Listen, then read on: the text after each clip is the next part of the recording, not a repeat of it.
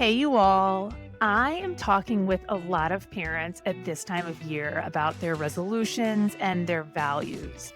And we all know that we want to be the best parents that we can be, but I'm noticing that sometimes it feels really, really hard to figure out a guidepost for us, especially when it seems like the expectations for us and our kids are kind of insane and they feel really unattainable. And I think we're all starting to recognize that it's not helping our families, it's not helping our kids when we're going with what society is telling us, yet we don't necessarily know what to do differently. And I actually just had a thought when I was writing this introduction that I've never had before, and I'm going to share it with you. And there's this line in eating disorder treatment that we say, and it's called the culture is toxic. And that means that the culture that we live in America and potentially across the world, I don't know, I'm just here in Virginia, but the culture that we live in transmits these messages to us that just aren't healthy. They make us think that we have to be thin and strong and we have to work out, but not too much. And we have to exercise if we want to eat that cake and everything that America Ferrera says in Barbie. So the culture that we're living in is actually making us not well. It's bad for us. And I am positing that the culture may be toxic for all of our mental health right now, and especially for our kids. And the data supports this idea because it's leading to a mental health crisis that is unprecedented, that, yes, you know, got worse during the pandemic, but the trends were already there pre pandemic. And there's also a large loneliness epidemic that I talk about frequently. My kids always laugh, but I tell them loneliness is the new smoking, but also sitting is the new smoking. So we just need to try to, oh my gosh, be active and connected, right? Don't be lonely. Don't sit. Be active and connected. I'm just kidding, y'all. So today I'm going to talk about one of the parts of the culture that I think is toxic, and I think that we can start working on changing in our own homes. And I hope this helps you all. We all know that there's a mental health crisis out there. We have real numbers that highlight the elevated rates of anxiety and depression for kids, for teenagers, for people of color, for men, for working mothers. The numbers tell the story. The percentages, the increases, and the statistical significances are all important. And as a writer and a scientist, I am compelled to include links to all of my data and notes in the show to highlight the concern and to validate what I'm saying to you all. The data demonstrates that you can trust that I'm not just making up important claims based on my feelings or on what I saw on Instagram. And we've all spent years, and I personally have spent thousands of dollars in school learning how to effectively dissect the numbers that people and researchers are giving me.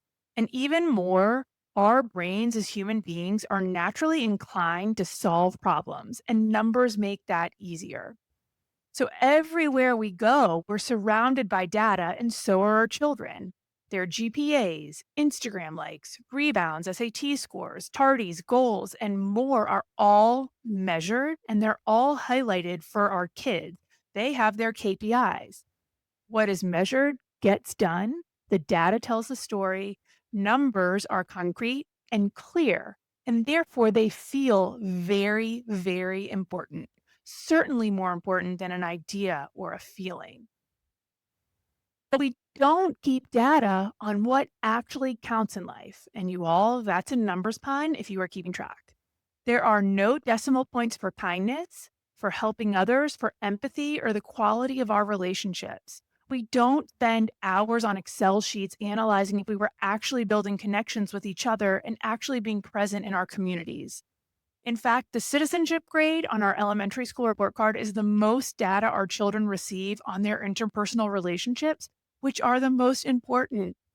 And because there's no data to be analyzed for these qualities in this numbers crazed world, we've learned not to value these qualities that make us healthy and whole. No wonder there's a mental health crisis. So, as a parent, a clinician, and a member of this beautiful community, I have to fight our data driven culture to make sure that I'm teaching my kids to value what is important and also reminding myself, to be honest with you. I try to give more airtime to talk about kindness than GPAs. I try to create routines as a soccer coach around saying something supportive to teammates. And I try to annoyingly look for every single opportunity I can to talk to my kids about taking the perspectives of others and being proactive and helpful. But it's really, really hard, to be honest with you, as a parent to do this because I frequently fall into the trap of overanalyzing my pace on a set of 50 butterflies or looking to see, how much influence a certain heck, this podcast is going to get. You know what I mean? Every single thing we do is data driven, and it is so easy to just attach to those numbers and they feel more important. But the reality is that the numbers aren't always the most important. Sometimes they don't tell the story.